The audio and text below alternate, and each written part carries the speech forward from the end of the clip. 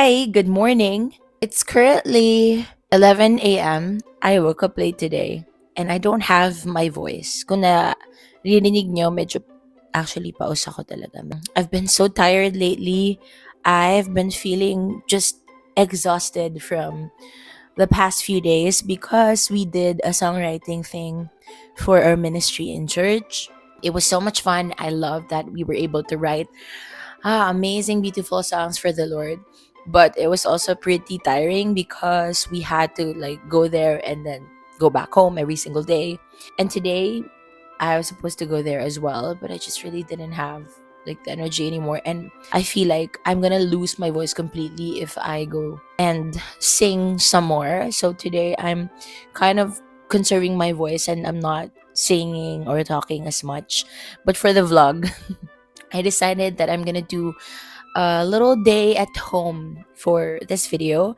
This is not in my regular music channel because I want that to be more of like about my music and me as a singer-songwriter. But today, I'm also just going to, enjoy a day at home. I've listed down some of the things that I'm gonna do today. All throughout this video, I'm also gonna show you guys how I do things around here, like how I clean and stuff. And hopefully that's also going to, inspire you or motivate you or kind of push you to find the best way possible for you to clean. If you are a messy or like a naturally messy person like me, this might help you.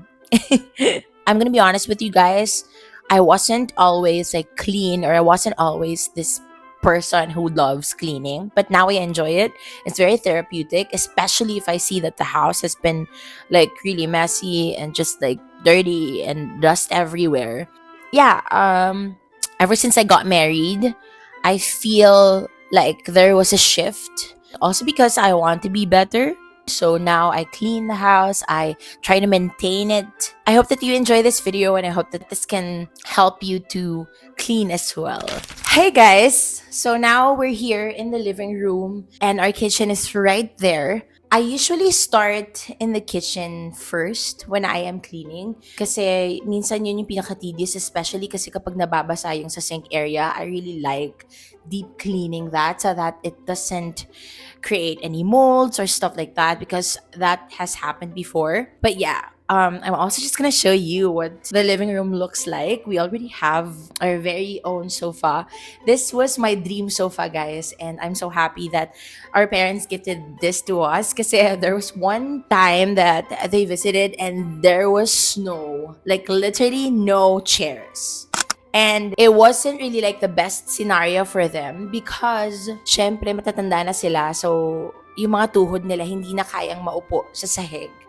Eh, syempre medyo Japanese style kami dito. So now, siguro a little over a month ago, they bought us my dream couch, our dream couch. It is actually from IKEA. I'm gonna show you guys later what it looks like and how it functions. It's amazing. I love it so much. And it's not like the super expensive sofa ones. So I'm really happy about this one. And yeah, this is what it looks like. I'm gonna mop the floors later, but what I usually do when I am cleaning is I'm gonna start with like the high surfaces first, like top to bottom, because syempre kapag naglilinis ka sa mga surfaces, may mga nalalaglag sa floor. So it's better if you start on like the top surfaces before you move on to the floors. Let's go and start the cleaning of the kitchen. Let's go.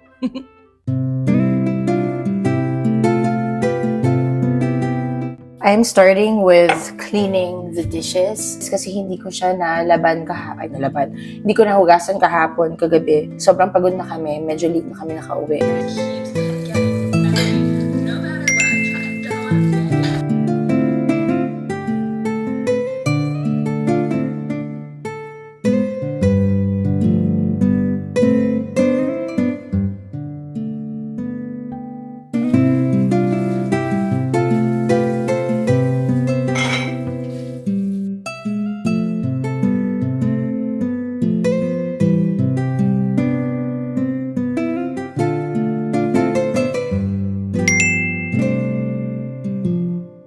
now, this is the current state na. Nakapaghugas na ako ng pinggan. Mamaya, as I let that dry up, mamaya ko sila ilalagay sa mga kailangan nilang lalagyan. But right now, as you can see, ito yung lagi kong problema kapag nagpa-fry kami ng anything. Talagang tumatalsik yung mga oil. So now, I'm going to tackle that.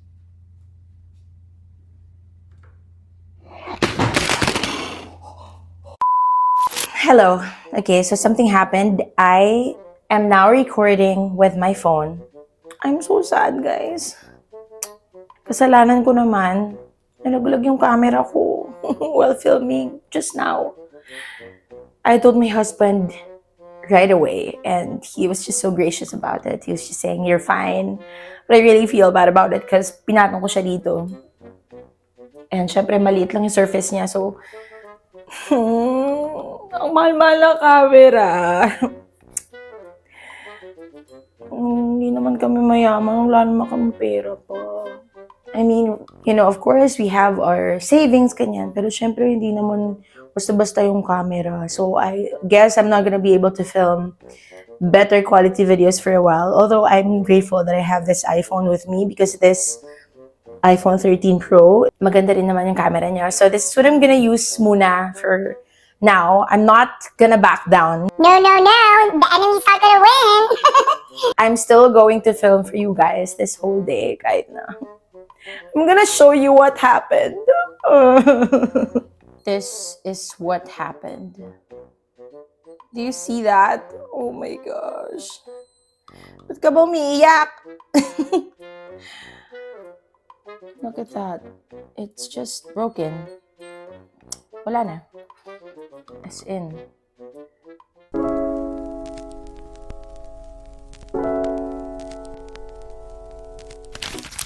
Alright, since I'm gonna use my phone for now, I wanna show you guys what I bought for my phone's tripod. So since I already have this little tripod for my camera, I didn't want to buy like an extra tripod for my phone so that when I'm bringing both, hindi na siya mabigat or whatever. And I also bought like an extension for my phone. Mura lang siya. I don't remember how much, pero sobrang mura lang niya. Wala pa siyang 50 pesos ata or wala pang 100 pesos. So it functions really well. I just want to say that you don't always need to buy things na mga mamahalin. I don't know, it's just kung meron kayong maiisip na alternative na mas basok sa budget nyo, go for it. Because sometimes money can be a limitation, especially if we're aiming for like super extravagant things. But if you just aim for the things that are like still functional, still quality, hindi man sila yung pinaka the best in the market, but they still work fine or good or great for their purposes, then buy them. Ito lang siya, meron siyang hole dito to attach thing. This parang nagkakabit lang ako ng camera. And voila. Pwede ka na siyang gamitin, tripod. Ang dumi. Nakita niyo to? Ang gulo, right? Yan yung lilinisin ko mamaya. Hinuhuli ko talagang linisin yung room para tapos na ako lahat, tapos makakapag-rest na ako after. Come here, Laps. Come. Okay. I am going to go back and clean the kitchen. Ano naman natin? Ano ba yan? Okay. This is what I do kapag sobrang madumi na yung aming induction. Nililinis ko lang with a tissue.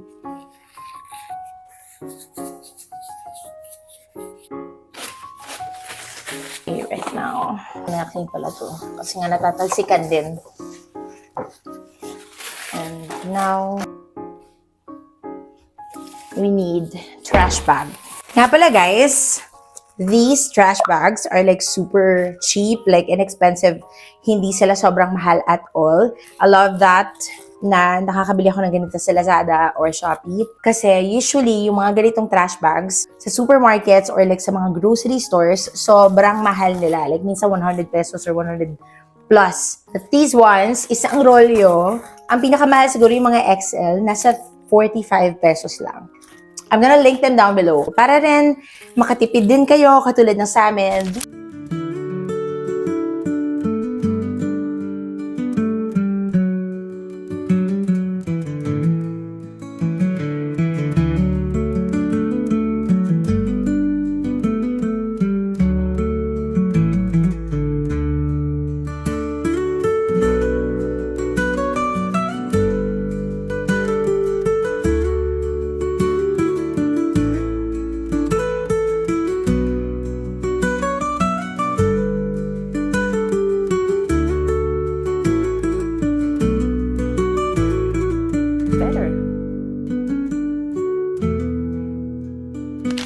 So this is literally my dream couch. Even before we rented out this place, this beautiful, beautiful place that we call home now, I've already had this couch in my head. Like, since we were still living in Cavite, in our house there. We still have our house there, if you are wondering.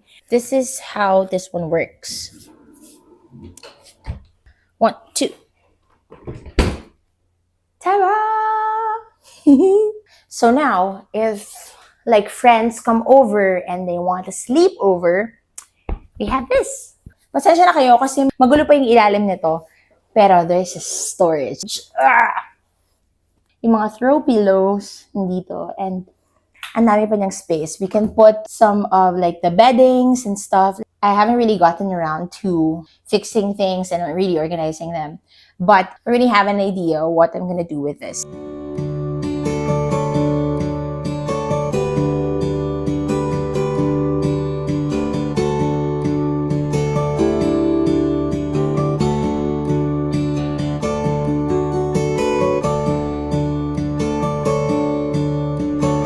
For me, itong mop na to yung the best one that I've ever used kasi it separates the dirty water from the clean one. As you can see, natapon ko na yung water around it. And I also got fresh, clean water in the middle. Ilalagay ko lang to sa gitna. And pwede ko na siyang gamitin. Malilinis ko na yung mop. Nakikita niyo ba? Madami yung nandun sa gilid.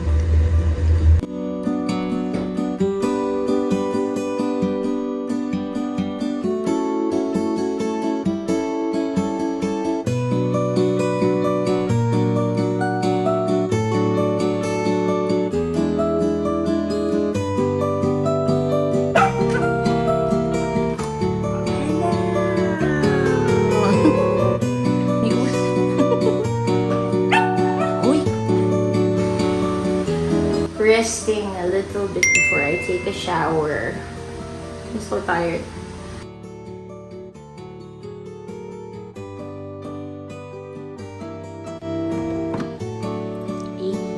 Good. So you must have found a new angle on it, right?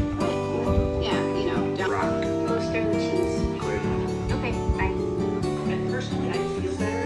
I could pay for overtime. Look, you need to get singing, yammering on and on and on. And so he was married to Marilyn Monroe. Who wasn't?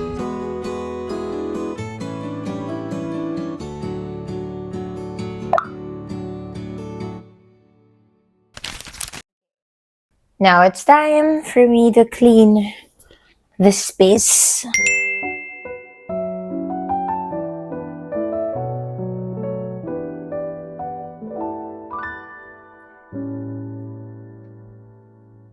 I know that it's still not like the most aesthetic, cleanest, or like the tidiest space, but for now, that's what it's gonna look like. I'm still gonna fix this, I think. Ayusin ko pa yung mga nakalagay dyan.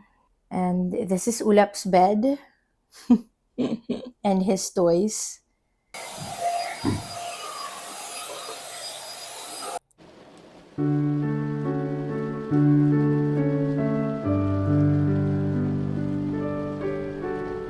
This is the same layout I use for all.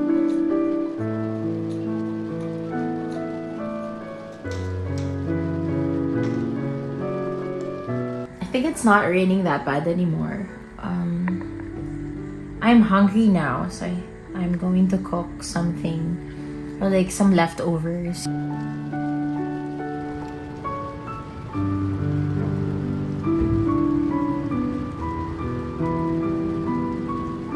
Dark is it? How dark is one? Cumulus nimbus hovering over my head.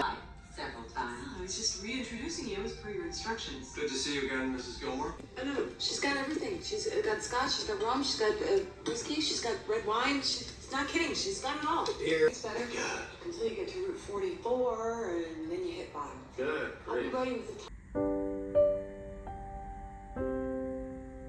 Oh my gosh, I'm gonna see the footage of when my camera fell down. Let's see what happened. This was the last. Oh, tama nga ako. Buo pa siya. Buo pa yung camera. Sira lang yung ano. So this was the moment when it happened. That's it.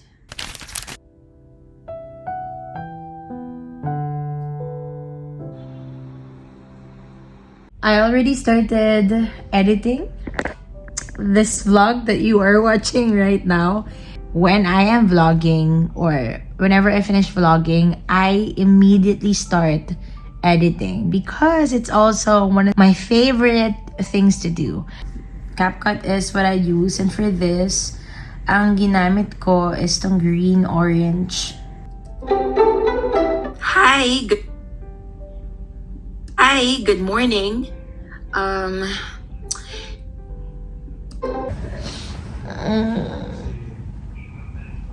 so tired and sleepy.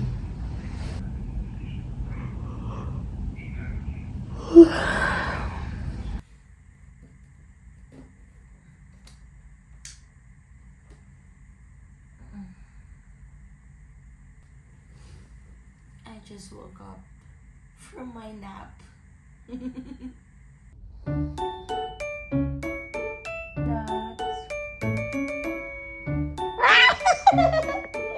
Oh, no.